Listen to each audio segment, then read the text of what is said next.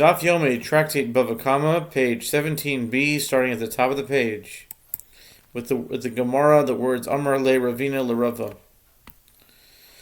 The Gemara analyzes the Mishnah. Ravina said to Rava, in the context of the category of trampling, damage caused by an animal trampling an object with its foot is the same as damage caused by an animal breaking an object with its body. Why does the Mishnah repeat the same halacha twice? Rava said to him, first, the Tana teaches the primary categories of damage, namely the category of trampling with an animal's foot, which is mentioned explicitly in the Torah, and then he teaches the subcategories of those primary categories. In other words, the animal is deemed forewarned with regard to causing damage with other parts of its body in the course of its walking. Ravina challenges this explanation. If that is so, the latter clause of the Mishnah 19b, which teaches concerning the primary category of eating, for what damage caused by eating is the animal deemed forewarned? It is deemed forewarned with regard to eating food items fit for its consumption. In other words, the animal is deemed forewarned with regard to eating fruits and vegetables. Ravina asks, what primary categories and what subcategories are there in that context? No subcategories of eating are enumerated there, and nevertheless, the phrase, the animal is deemed forewarned, is repeated. Rava responded to Ravina with a harmonious response and said to him, I resolved the difficulty in one Mishnah, now you resolve the difficulty in one Mishnah. And what is the reason for the apparent redundancy in the Mishnah with regard to eating? Rav Ashi said, first, the Tana teaches the halacha of eating by an undomesticated animal, and then he teaches the halacha of eating by a domesticated animal. And it was necessary to state both, as it enters your mind to say that since it is written, and he set his animal loose, in Exodus 22:4, with regard to domesticated animals, yes, the primary category of eating applies. But with regard to undomesticated animals, no, the primary category of eating does not apply. Therefore, the Tana teaches us that undomesticated animals are included in the category of domesticated animals in this regard, and the owner of an undomesticated animal is liable for damage caused by his animal eating another person's produce. The Gemara asks, if this is so, the Tana should have taught the halacha with regard to a domesticated animal first, and only afterward taught the halacha with regard to an undomesticated animal, as the latter is included in the category of the former. The Gemara answers, on the contrary, that halacha which is derived from an interpretation is dear to him, and therefore the Tana preferred to begin with the derived halacha and only then proceed to the explicit halacha. The Gemara asks, if so, then with regard to the first clause, in this Mishnah too, let the Tana teach that which is not explicitly written first, as that which is derived from interpretation is dear to him. The Gemara distinguishes between the cases. How can they be compared? There, with regard to eating, this damage caused by a domesticated animal and that damage caused by an undomesticated animal are primary categories of damage. Therefore, the Tana taught first that halacha which is derived from interpretation is dear to him. But here, with regard to trampling, would he leave aside the primary category of trampling done with the animal's foot and teach such a category first? Bois ema. If you wish, say, instead, that the reason that in this Mishnah the Tana begins with that which is written explicitly in the Torah and only then proceeds to teach that which is derived through an interpretation is as follows. Since the Tana concluded the discussion in the final Mishnah in the previous chapter, 15b, with the primary category of trampling by teaching the clause, the foot of an animal is deemed forewarned with regard to trampling objects and breaking them in the course of its walking. Therefore, he began the first Mishnah in the second chapter with the primary category of trampling. Tanu Rabbanan. The sages taught, Behema mu'edes lahalech kedarko l'shaber. An animal is deemed forewarned with regard to walking in its typical manner and while doing so breaking objects in the course of its walking. How so? If an animal entered into the courtyard of an injured party and damaged an object with its body, in the course of its walking, or if it caused damage with its hair in the course of its walking, or with the saddle that is on it, or with the packed saddlebag that is on it, or with the halter in its mouth, or with the bell around its neck, or if it was a donkey that caused damage with its burden. In all these cases, the owner pays the full cost of the damage.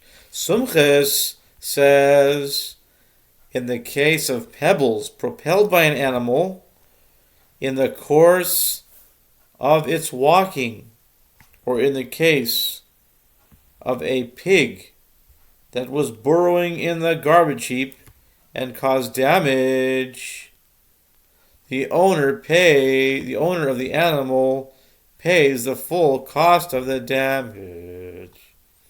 Hizik? Pshita. The Gemara asks, if a pig caused damage, it is obvious that the owner must pay the full cost of the damage. So what novel element is Sumchus introducing? Ema hitiz v'hizik v'shalom nezik sholem. What novel element is Sumchus introducing? The Gemara answers, rather say, if it propelled pebbles and thereby caused damage, the owner pays the full cost of the damage. Soroidus, sorot, man dechar shmeihu. Chasuri mechser v'hakikitani. The Gemara asks, pebbles? Who mentioned anything about it? The Gemara answers, the Brisa is incomplete, and this is what it is teaching. For damage caused by pebbles that were propelled by animals walking in their typical manner, the owner pays half the cost of the damage.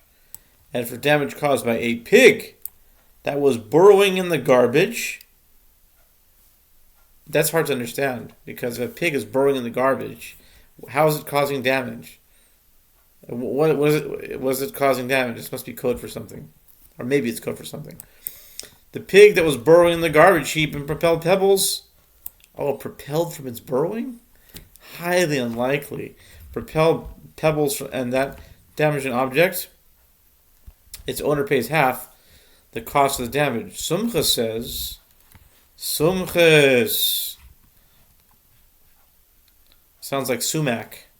Sumac came up recently. Sumcha says, both in the case of pebbles that were propelled and in the case of a pig that was burrowing in the garbage heap and propelled pebbles and damaged an object, the owner pays the full cost of the damage. Sumches does not accept the halacha that the owner pays only half the cost of the damage caused by pebbles inadvertently propelled by the foot of an animal in the course of its walking. In other words, in its typical manner, he holds that since the damage results from the animal's typical behavior, the owner pays the full cost of the damage. Tanu Rabbanan, the sages taught in the Braise, Tosefta 2:1. If chickens were flying from place to place, do chickens fly? Tarnagolin shahoy mafrichin. Maybe they were just hopping or something. Chickens were, it says flying, but from place to place and broke vessels with their wings.